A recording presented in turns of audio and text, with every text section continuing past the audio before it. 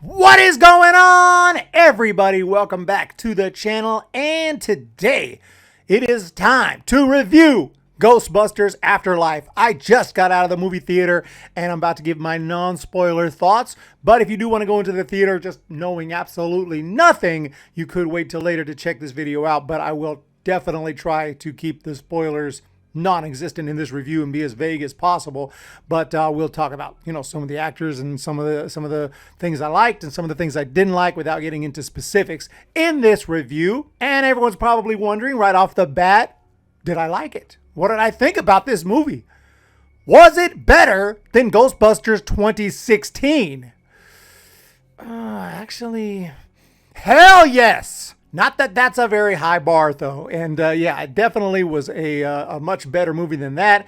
Was it better than the first two? Well, I'm not sure about that. But it certainly is an enjoyable film. A film that just absolutely kicks ass the last, I'd say, 15 to 20 minutes. And it really does an amazing job to finish out this film. I think that most Ghostbusters fans will be very satisfied at the end and the conclusion of this movie. The most important thing about it is it completely respects what came before, which I can't say the same for every movie, especially nowadays. And this movie really does respect the ones that came before and all the characters that came before. It's certainly quite a bit different, which you can tell in the trailers. I don't think it's a spoiler to say it's very different than either Ghostbusters or Ghostbusters 2, and certainly Ghostbusters 2016, thank God. Very different than any of those movies as far as appearance, cinematography, all that is very different. It takes place in a completely different place, which I think is refreshing. I think it's really awesome. You have a different vibe, a different look, maybe a little darker at times, and just, a little creepier even at times, taking place in this town in the middle of nowhere in Oklahoma, and this very scary looking place here that this family has to move into. It's actually a place you would expect to see ghosts a little more so. Now, the New York City idea was absolutely phenomenal. That's why that first movie was awesome, and the second one. But, at this point, something fresh, something different. We can't just have ghosts taking over New York City over and over. So I think that this was a nice approach. And the overall story, really nice. I really like the overall story. It's such a good story. It could have existed even not as a Ghostbusters movie. I'm not saying you can just remove the Ghostbusters and it works. Obviously, you got to fill it in, with other characters. But I'm just saying this overall outline, the story treatment, I could see being just really awesome. And, the execution is what sometimes matters. There's so many movies that have a great idea, a great concept, but do they execute? I think this movie, for the most part, does. And I really do enjoy the cinematography and the sound. All of that is on point. The color, everything is just really awesome and just enjoyable to see. One of the big things in a Ghostbusters movie, what about the special effects? Holy crap. I mean, just knocked it out of the park, because you would expect, and I expected, a bunch of obvious CGI. Even this day and age, the CGI is really good. It's getting to the point that it's almost, perfect, but you could still kind of tell it still looks a little video game-ish at times. But I didn't really see that here. I think there was a lot of practical and CGI mixed in, and the CGI was done well. In fact, the CGI looked more natural, and I think that they were able to do something with it just to make it, maybe even back off on it. Lower the frame rate a little bit so it's not so smooth and video game-ish, and it actually looks more real. The cast was all pretty good for their roles and the roles they were supposed to play. I'm not saying I agreed with every line or enjoyed all the dialogue, and I'm going to talk about that in a minute, but the cast was really good. And there's this young girl, Mckenna Grace, who plays Phoebe, and wow, she's just amazing, and she plays a big role in this movie and does a really good job. Finn Wolfhard is in this as well, from It, of course, and he's really good as well. The entire cast, Paul Rudd, pretty good.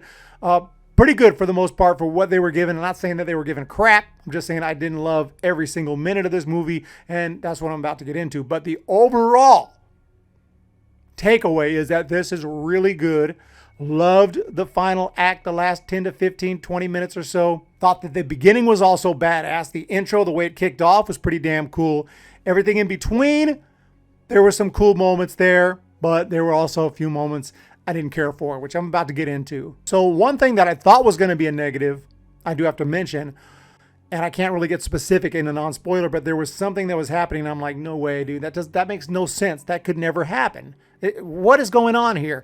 And there is a little bit of an explanation at the end that makes it a lot more plausible and a lot better, let's just say. And I'll talk about that in my spoiler review if you don't know what I'm talking about. But there's also the fact, these kids are pretty much supposed to carry the entire movie, and especially young Mckenna Grace and her character Phoebe are pretty much supposed to carry this entire movie on her little back. And I think that's just too big of an ask. For some people, maybe she succeeds. I think that she's phenomenal in the movie, don't get me wrong, but it's just tough to have, a 12-year-old and her 12-year-old buddy, who's also in here, is a pretty funny guy. But, to have two 12-year-olds carrying a Ghostbusters movie for the most part, a little bit of help from a guy not much older in Finn Wolfhard, that's tough. And I don't know if they completely pulled it off. You have to kind of stretch your imagination to believe that, these 12-year-olds are capable, physically and mentally of handling everything that goes down in this movie, and doing so oftentimes joyfully with jokes. And that's another thing about the movie that did kind of bother me. The humor was a little over the top. And I know the original movies had humor. Of course, it's pretty much a comedy. It's supposed to have a lot of humor. But you come with a different tone here, a kind of a darker tone.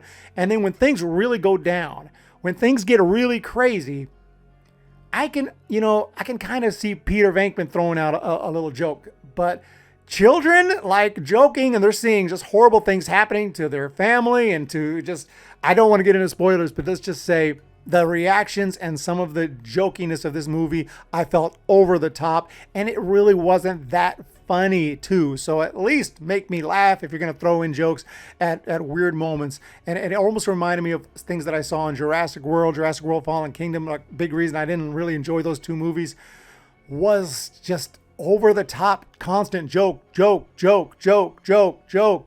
And I never felt any stakes. The stakes didn't feel very high at times when I thought they should be, when, the horror elements were really going. And I know I said this for the last movie I just reviewed, Ghostbusters 2016, but let me be clear. This movie is nowhere close to as a big of an offender in this, what I'm talking about, as Ghostbusters 2016, because in Ghostbusters 2016, it was quite literally nonstop. And none of it was funny. Where in this movie, I wouldn't say it's nonstop, but there's a lot. There's a lot of little jokes that keep on happening, and most of it's not funny, but still a lot of it was. I did get some laughs, certainly funnier than Ghostbusters 2016, but I felt a lot of it was misplaced from my liking. A lot of people will disagree, and that's perfectly fine. I think that people are going to love this movie. I think this movie is going to do awesome. Now, I don't know about financially. I think there was like 2 people in my theater, and it's Thursday night, opening night. So that's not a good sign. But, I don't know, worldwide, across the country, I have no clue. But I think Ghostbusters fans, in large part, will love it. I think regular movie goers are going to love it. And overall, I really liked it. I don't know if I say I loved it, but I really, really liked it. And I think this is a movie with rewatch that I'll like more. Now that I know the whole story, and especially how it ends, it's really important. The last 20 minutes are almost everything. That ties this movie together. Without that, you got nothing. If you made me watch this movie until the last 20 minutes and you took me out and said, what did you think? I'd have been like, a little disappointing, to be honest. But when you attack on that last 20 minutes, all of a sudden, it's pretty damn good. Pretty damn good. Like, the ride is worth it. It can feel like a drag at times. It can feel like the humor's over the top at times. It can feel like some things that are happening are like, no way. There is a couple of scenes here with Paul Rudd, and I'm like, this is just stupid. There was a couple of facepalm moments for me, and I'm like, oh, fuck, man, come on. Also, while most of the fan service was appreciated and not over the top, there was at least one moment super cringe. Like, I didn't like it at all. Like, I'm not going to lie, but overall, the overall package, it's all worth it. And I think those scenes, those little cringe moments, those are things that I can accept now that I know overall it's a really meaningful movie that respects the Ghostbusters franchise. And it's a movie that I'll be happy to own and watch again. So there you have it. That's my non-spoiler. As for a score for this one, I got to be honest, I don't think this movie is a masterpiece or anything like that, but it's definitely, because of those last 20 minutes, again, if it wasn't for those, I'd probably say it's like a see it if you're bored, pretty much. But that really elevated this movie. And I'm going to say, overall, this is a great film. and I highly recommend to check it out. So let me know what you guys think down below if you've checked it out yet. If you haven't, I suggest you do so, and then check out my spoiler review, which I'm about to start working on. You guys have a great day. Hit that thumbs up button, hit that subscribe button. We will talk to you very soon in my Afterlife spoiler review.